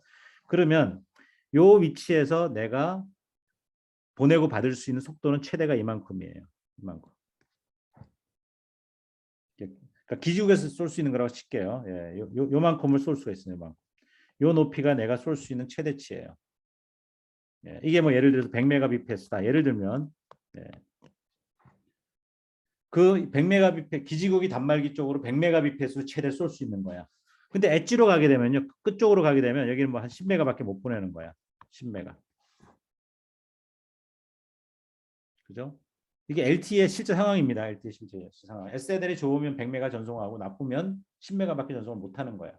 그런데 이 100메가라는 것도요. 단말기가 한 명만 있는 게 사용자가 여러 명이 있잖아요. 가입자가 여러 명이 있으니까 이 100메가를 나눠줘야 되는 거야. 그래서 여기 보시면 제가 빨주노트 파란불 색깔 표시해놨잖아. 여기 여러 색깔 표시해놨죠. 색깔마다 크기가 다르죠. 그죠? 색깔마다 크기가 다른 이유는요. 각 사용자한테 이게 색깔이 다른 건 다른 사용자한테 하는 건 다 나눠줬다는 얘기예요. 나눠준 걸 얘기하는 거예요. 아까 제가 그래서 서브 캐리어가 있었잖아. 그죠? 이 모든 서브 캐리어를 다 사용해 가지고 100메가를 전송할 수 있는 거야. 예를 들어서 이 위치에서는. 최대라는 건 모든 서브 캐리어를 다 사용했을 때가 최대가 되겠죠. 그죠? 그래서 이 위치에 있을 때는 서브 캐리어가 그러니까 모든 투수가 뭐 100명, 1000명의 투수가 있으면 1000명이 다 컨디션이 좋은 거예요. 대체로. 그죠? 그리고 나서 사용자별로 나눠주는 거예요. 투수 숫자를. 너는 20명, 너는 10명, 투수가 10명이야. 너는 투수 5명. 예를 들면. 그죠? 이런 식으로 서브 캐리어를 나눠준다 생각하시면 돼요. 그러면 어떤 사용자한테 투수를 많이 줄 거냐? 그거는 뭐 속도를 많이, 그러니까 지금 보내야 될 데이터량이 많아. 지금 많은 데이터를 보내야 되면 투수를 많이 고용을 하면 되는 거야. 그죠? 그리고 또 뭐죠? 체내 상태가 가까이 있으면은 컨디션 좋은 투수가 많기 때문에 1000명 있으면 1000명을 다 쓸 수가 있을 거라는 얘기야. 근데 만일에 끝쪽으로 가게 되면요. 끝쪽으로 가면 체내 상태가 안 좋잖아요. SNL이 낮단 말이에요. 그럼 컨디션이 안 좋은 투수가 너무 많은 거야. 그죠? 그럼 각 사용자가 쓸 수 있는 투수도 몇 명 안 돼. 또 거기다가 또 뭐예요? 그러니까 상태가 안 좋은 이유는 간섭이 많이 옆에서 제가 여기 그려놓은 게 이게 막 인접셀 간섭이라 그려놨잖아요. 옆셀에서 간섭이 들어오잖아. 그러면 내 신호 세기는 작은데 또 간섭이 들어오면 SNL이 확 줄어들겠죠, 그죠? 컨디션들이 안 좋은 거야 투수들이. 그러니까 1000명이 있어도 쓸 수 있는 투수는 몇 명 안 되는 거야. 그러니까 속도가 그리고 쓸 수 있는 투수도 적고, 그죠? 그러다 보니까 이 속도가 이 Rmax 최대 전원 속도가 줄어드는 거예요. 그죠? 투수 하나하나 컨디션도 안 좋고 또 그중 그나마 골라 쓸 수 있는 투수도 많지 않고 이렇게 생각하면 돼요. 자, 그러면 여기서 포인트는 이겁니다. 그나마 이제 이만큼 이제 10메가를 쏠 수 있는 게 10메가라고 제가 얘기한다고 예를 든 거예요. 10메가비피스를 쏠 수 있으면 10메가를 나 혼자 다 쓰는 게 아니라 여러 명이 또 나눠 써야 된다. 쪼개 써야 된다는 얘기예요. 그나마 10메가밖에 안 되는 것도 여러 명이 또 쪼개 써야 된다는 얘기예요. 근데 체는 상태 가까이 있으면은 또 여러 사람이 나눠 쓰더라도 좀 많이 내가 쓸 수 있겠죠, 그죠? 그래서 여러분들 LTE에서는요 속도가 어떻게 되냐면요. 여러분들이 단말기가 여러분들이 어느 위치에 있느냐에 따라서 속도가 달라지는 거예요. 방금 지금 본 이 이유에 따라서. 그래서 여러분들이 실제로 뭐냐면 움직이면서 채널 상태가 좋은 데 있으면은 쓸 수 있는 투수도 많고요. 더 그 투수들이 컨디션이 좋아가지고 한번 공을 던질 때마다 6비트씩 보낼 수도 있다는 거예요. 근데 여러분들이 뭐 이상한데 이제 지하 건물 뒤에라든지 지하로 들어갔어요. 그런 경우에는 쓸만한 투수도 몇 명 없고 그 투수조차도 한번 공 던질 때마다 2비트밖에 못 던질 수도 있다, 못 보낼 수도 있다는 얘기예요. 그러니까 속도가 달라지는 거야. 아시겠죠? 자, 그래서 우리가 파트 1에서 배웠어요. 뭘 배웠냐면 기억나세요? 어댑티브 모듈레이션 코딩 배웠죠? 기억나세요? 어댑티브 모듈레이션 코딩이 뭐였어요? 변조 방식하고 모듈레이션이죠. 하고 코딩 레이시 있었죠, 그죠? 코딩 웨이트 기억나시죠? 코딩 웨이트이 다 어댑터가 바뀐다. 뭐에 따라서? 채널 상태에 따라서. 채널 상태가 좋으면 어떻게 해요? 좋은 모듈레이션을 쓰고 코딩은 약하게 긁고. 채널 상태가 안 좋으면 코딩은 강하게 걸어야 되고 그죠? 예. 그다음에 모듈레이션은 뭐죠? 예. 적은 비트를 보내야 되는 거죠. 그죠? 예. 성능이 좋은 걸 채널 상태가 좋으면 채널 상태 나쁠 때도 성능이 나오게 하기 위해서는 많은 비트를 안 보내야 되겠죠. 예. 그래서 채널 상태에 따라서 적응적으로 모듈레이션과 코딩을 그죠? 모듈레이션 방식과 코딩 레이트를 바꿔주는 어댑티브 모듈레이션 이 방식이 적용이 된다는 얘기예요. 어디에 적용이 되느냐? 서브 캐리어마다 적용이 되는 거예요. 네. 어떤 서브 캐리어는 어떤 코딩을 쓰고 어떤 코딩 레이트를 쓰고 그죠? 이게 정해져야 된다는 거예요. 적응적으로. 예. 그래서 반말의 위치에 따라서 신호대 간섭 및 잡음비가 다르고 간섭과 잡음이 다르죠. 그죠? 이거에 따라서 최대 전송률이 달라진다고 제가 얘기를 했어요. 그죠? 예. 그래서 1초 동안에 1헤르츠로 보낼 수 있는 비트 숫자가 달라지는 겁니다. 주파수 효율성이 달라지는 겁니다. 그죠? 그때 달라진다는 얘기예요. 그래서 이 그림이 예시하는 게 뭐냐면 이게 사용자의 위치에 따라서 그리고 각 사용자마다 몇 개의 서브 캐리어 할당받느냐에 따라서 보낼 수 있는 전송 속도가 바뀐다는 걸 이 그림이 표시를 한 거예요. 자, 이 그림을 보시면 색깔마다 크기가 다르잖아요. 그죠? 예, 크기가 다른 이유는 투수를 몇 명 할당했느냐에 따라 다르다는 얘기입니다. 그죠? 예. 그리고 채널 상태가 좋으면 많은 투수를 할당할 수 있다는 걸 이 그림이 보여주는 거고요. 자, 그래서 이제 마지막 결론은 뭐냐면요. 자, 생각을 해보니 이런 모든 상황을 이제 고려를 해보니 이제 뭐가 필요하냐면요. 이런 모든 걸 누가 결정해 주냐는 얘기죠. 자, 이런 모든 거랑 뭐냐면요. 자, 생각해 보세요.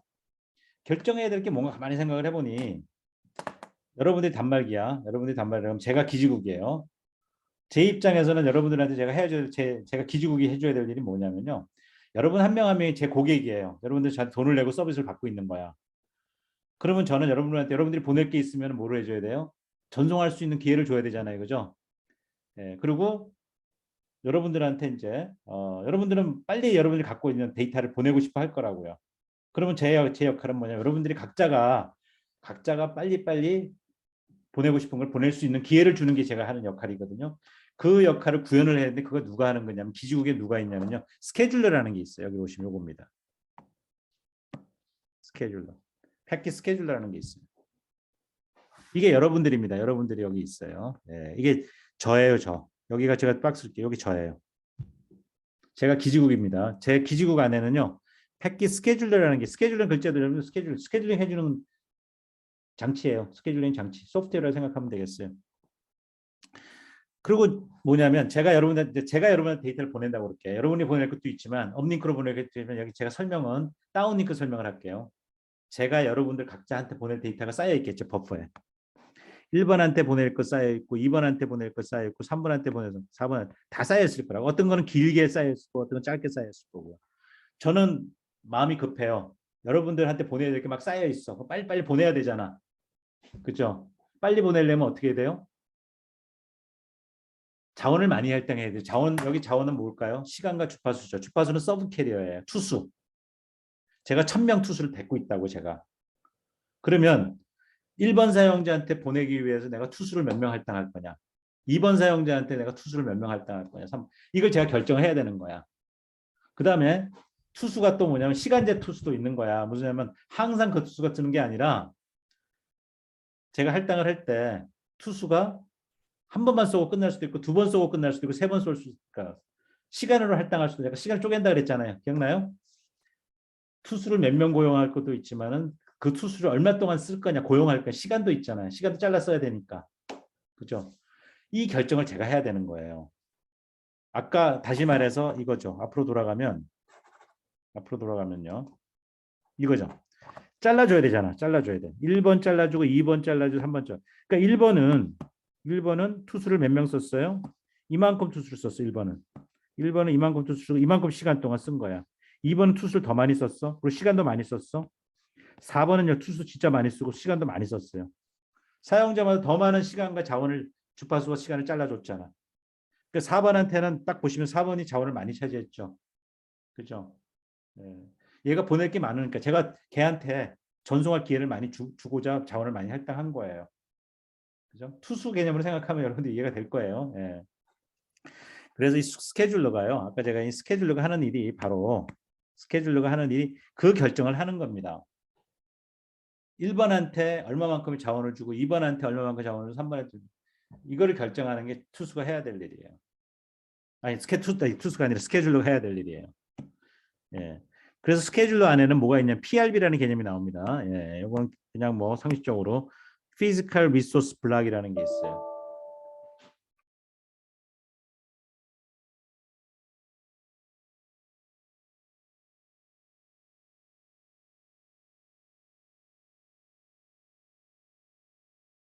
스케줄러의 역할은요. 각 사용자들한테 얼마만큼의 자원을 이제 나눠줄 거냐를 결정하는데요. 자원을 나눠줄 때 기본 단위가 있습니다. 그렇죠? 최소 단위가 있어요. 기본 할당할 수 있는 최소 단위. 그러니까 우리가 한 개 할당한다, 두 개 할당한다, 세 개 할당한다 이렇게 할 때 한 개에 도착, 한 개라는 게 개념이 뭐냐는 거. 그게 바로 PRB입니다. PRB, Physical Resource Block이라는 건데요. 예, 어떤 사용자한테는 한 개 PRB를 주고요. 어떤 사용자한테 두 개 PRB를 주고 어떤 사용자한테 세 개 PRB를 주고. 그러니까 PRB를 많이 준다는 얘기는 그만큼 많은 자원을 준다는 얘기인데 PRB를 구성하는 건요. PRB는 뒤에서도 기회가 되면 얘기하겠지만 어떻게 구성되어 있냐면요. 12개 서브 캐리어, 12개 서브 캐리어에 7개 심벌, OFDM 심벌. 7개 심벌입니다.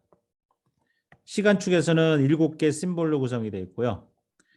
주파수 축에서는 12개 서브 캐리어 구성이 되어 있습니다. 예. 그래서 요 12개 서브 캐리어와 7개 심볼로 구성돼 이렇게 묶어 가지고 이걸 한 개 블락이라고 얘기하고 PRB 한 개 블락이라고 얘기하고 할당할 때는 요 단위로 할당을 해 줘요. PRB 단위로. 예. 그리고 한 서브 캐리어에 OFD 심볼 하나가 공 하나 던지는 거잖아요. 그죠? 공 아니. OFD 심볼 안에는 심볼에 각 여러 개 서브 캐리어가 있는데 서브 캐리어 하나마다 공 하나씩 던지는 거예요. 그 12개 서브 캐리어라는 얘기는 12개 공을 던지는 거고요. 그다음에 7개니까 7개 공을 던지는 한 개 서브 캐리어마다 7번 공을 던진다는 얘기예요. 7개 서브. 그래서 시간축으로 보면요. 시간축으로 보면 하나, 둘, 셋, 넷, 다섯, 여섯, 일곱. 이렇게 칸으로 나누면요. 1, 2, 3, 4, 5, 6, 7. 7개 공을 던질 수 있는 기회가 있는 거고요. 예. 서브 캐리어 이쪽 12개. 이게 12개 서브 캐리어거든요. 예. 그러면 한 개 서브 캐리어마다 공 하나씩 던지는 거니까 그죠? 결국은 한 번에 12개 심볼씩 던지는 거예요. 그래서 그거를 7번 던질 수 있는 기회가 생기는 거예요. 그래서 요거를 묶어서 한 개 RB, PRB라고 얘기하고요. 그래서 한 개 할당했다 그러면 요만큼을 자원을 쓰는 거예요. 아시겠죠? 예. 자, 그러면 이제 남은 일은 뭐냐면요. 이제 남은 두 가지예요. 뭘 기준으로 각 사용자한테 몇 개 PRB를 쓸 건지 결정할 거냐 하는 부분하고요. 예. 결정하는 부분하고 두 번째는 뭐 이렇게 되겠습니다. 제가 여기 써놨지만은 이 결정을 해주려면은 결정을 몇 개를 줄 건지를 결정을 하려고 그러면요. 예. 결정하는 기준은 일단 두 가지를 봐야 됩니다. 하나는 뭘 봐야 되냐면요. 얼마만큼 보낼 게 많으냐를 봐야 되겠죠. 지금 내가 보내야 될 양이 많으면 많은 PRB를 줘야 될 거고요. 예, 보낼 게 많지 않으면 상대적으로 적은 PRB를 줘도 왜냐하면 이게 여러 사용자가 나눠 가지는 거기 때문에 한 사용자한테 편애를 할 수가 없어요. 한 사용자한테 다 줘버리면 다른 사용자는 못 보내잖아요. 그죠? 그러니까는 골고루 나눠주는 게 중요하거든요. 예, 그래서 골고루 나눠주는 게 이제 굉장히 이제 어려운 문제입니다. 왜 그런지 아세요? 예, 제가 이제 어떻게 가정을 하냐면 이런 가정을 많이 합니다. 뭐냐면 장학금이 있어요. 장학금. 예, 장학금이 있는데 이 장학금을 이제 제가 이제 가리키는 반이 있는데 반 학생들한테 장학금을 골고루 나눠 공부 열심히 하라고 장학금을 다 골고루 나눠줄 수 있죠. 그죠? 예. 그러면 장학금을 받으면 더 열심히 공부할 것 같아요. 그죠? 예. 근데 그 장학금을 골고루 나눠주는 게 좋을까요? 아니면 잘하는 학생들한테 좀 많이 주는 게 좋을까요? 아니면 못하는 학생한테 장학금을 많이 주는 게 좋을까요? 예, 이런 우리가 근본적인 질문에 이제 가끔 이제 봉착을 하게 됩니다. 근데 우리가 일반적으로 어떻게 하죠? 장학금 줄 때요. 장학금을 줄 때 뭐 여러 가지 이유에 의해서 그죠? 예, 공부 잘하는 애한테 장학금을 좀 더 많이 줍니다. 예. 그 왜 그런지 아세요? 공부 잘하는 애들이 잘하면은요, 예, 전체 성적이 확 올라가고요. 그러니까 이렇게 생각하면 장학금을 받으면 더 열심히 공부를 해. 이 가정입니다, 가정. 예, 이건 뭐 현실과 좀 다를 수 있어요. 예, 근데 그냥 가정을 장학금을 많이 주면 공부를 더 열심히 한다는 가정을 하면은요. 공부 잘하는 학생한테 장학금을 많이 주면요. 더 열심히 공부해서 성적이 더 많이 올라가요. 반평균에 올라가. 근데 공부 못하는 학생한테 장학금을 주면요. 공부 못하는 학생은 열심히 해도 성적이 안 올라. 이거 제가 그냥 극단적인 설명으로 위해서 하는 얘기예요. 현실과 다를 수 있습니다. 예. 공부 못하는 학생한테 장학금을 줘봤자 얘는 공부를 좀 더 해봤자 성적이 많이 안 올라. 잘하는 애는 열심히 하면 더 올라. 그죠? 그 반평균이 더 올라가. 뭐 이 논리로 하면은 공부 잘하는 학생한테 장학금을 더 많이 줄 수 있어요. 그죠? 여기도 똑같은 논리가 적용될 수가 있습니다. 채널 상태가 좋은 애하고 채널 상태가 나쁜 사용자가 막 섞여 있는데 누구한테 더 많은 자원을 줄 건가를 생각을 해보면 결국은 그죠? 공부 잘하는 학생, 다시 말해 여기서 얘기하는 채널 상태가 좋은 사용자한테 자원을 많이 주는 게 좋습니다. 왜? 걔는 자원을 받으면 더 많은 비트를 보낼 수가 있거든요. 맞죠? 공 하나 던지면 어떤 애는 6비트를 던지고 어떤 애는 공 하나를 받으면 한 비트, 2비트밖에 못 보내. 그러니까 누구는 16함으로 전송하고 누구는 큐패스밖에 전송을 못 해요. 같은 투수 한 명을 고용을 해도 투수 한 명을 고용해도 그 투수는 채널 상태가 좋은 사용자는 한 번 공 던질 때면 6비트를 보내고 채널 상태가 나쁜 애는 2비트밖에 못 던지거든요. 그러면 제가 사용자를 고를 때 누구를 고르겠어요? 채널 상태가 좋은 사용자를 고르고 싶지 않아요? 그죠?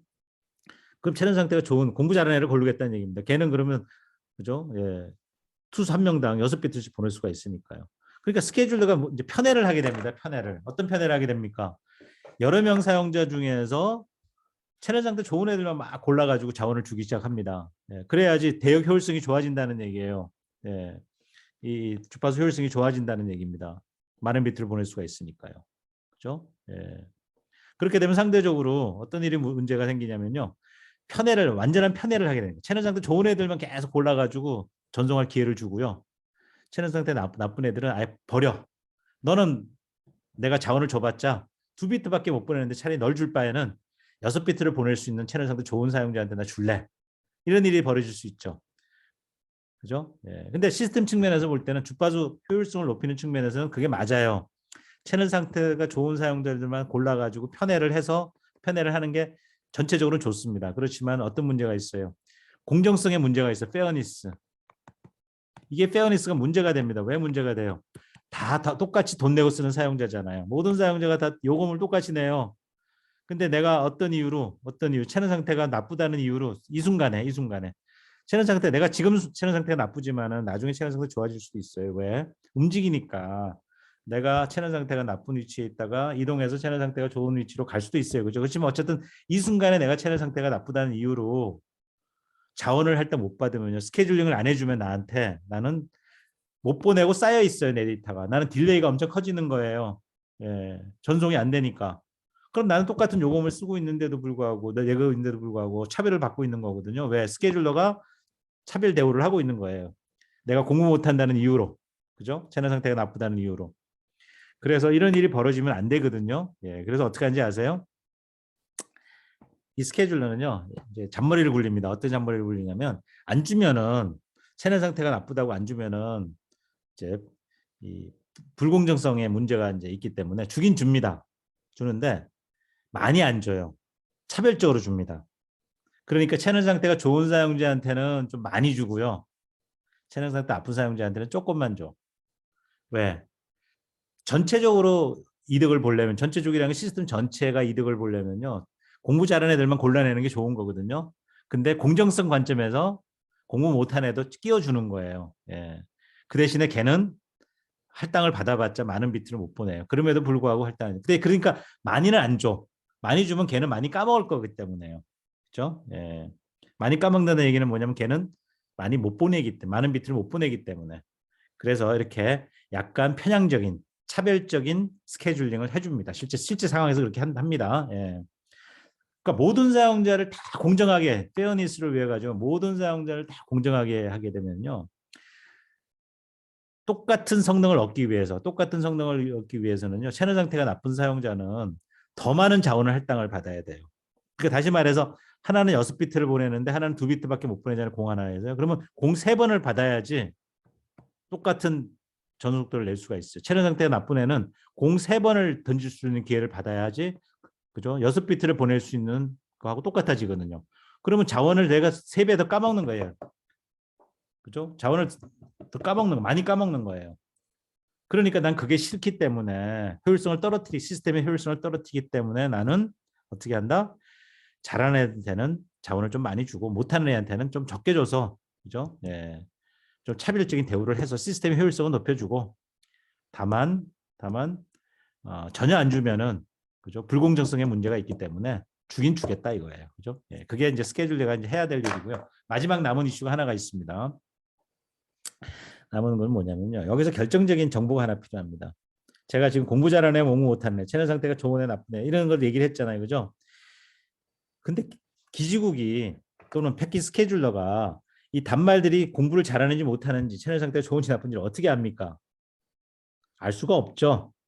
이걸 알아야지 내가 차별 대우를 하려고 하더라도 차별적으로 내가 자원을 할당하려고 하더라도 이 채널 이쪽 채널 있잖아요. 그죠? 예. 기지국이 단말로 쏘는 이 채널 상태를 보고서 이게 채널이 좋으냐 나쁘냐를 판단을 해야 되는데 단말기는 알아요. 단말은 자기 채널이 좋은지 나쁜지를 알겠죠. 재보면 아니까 SNR을 재보면 알아요. 이렇게 SNR1, SNR1이 있고 SNR2가 있고 2번 사용자 SNR, 3번 사용자의 SNR, 각 사용자의 SNR은 각자가 단말기가 측정을 할 수가 있어요. 그렇지만 이 SNR, SNR2, SNR3 이거를 기지국은 모른다는 얘기예요. 예, 그래서 우리가 뭐를 하냐면 이걸 우리가 채널 퀄리티라고 얘기합니다. 채널 상태, 채널의 품질을 알려줘야 됩니다.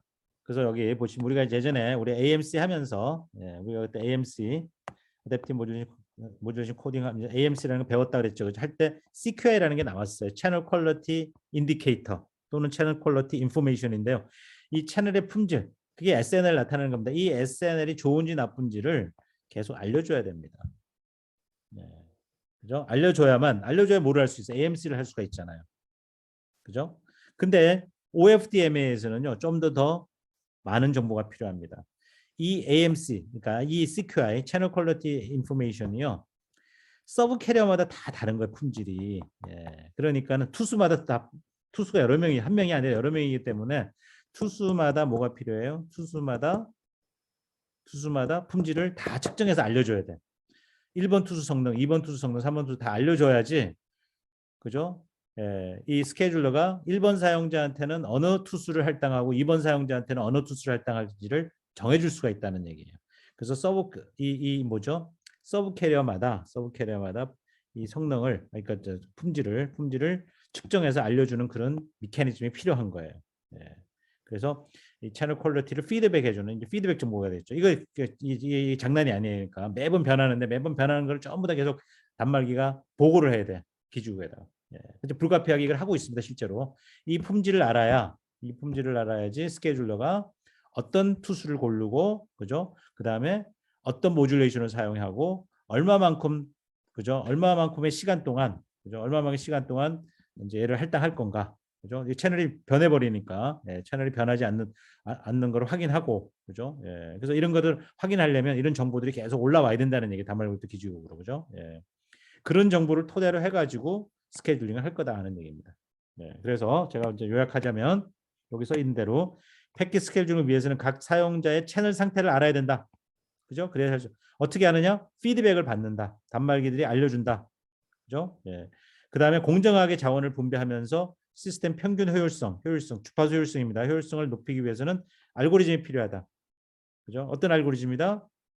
예, 아까 제가 말씀드린 대로 편애를 하는 거죠. 그죠? 좋은 놈들을 골라서 많이 할당을 하고 그 대신에 공정성을 위해서 채널 상태가 나쁜 사용자한테도 조금씩 할당해주는 그런 어떤 알고리즘이 필요하다. 예, 그 제가 두 가지 설명하면서 오늘 강의 마치도록 하겠습니다. 예, 수요일 날 계속 이어서 강의를 할게요. 네, 여기까지입니다.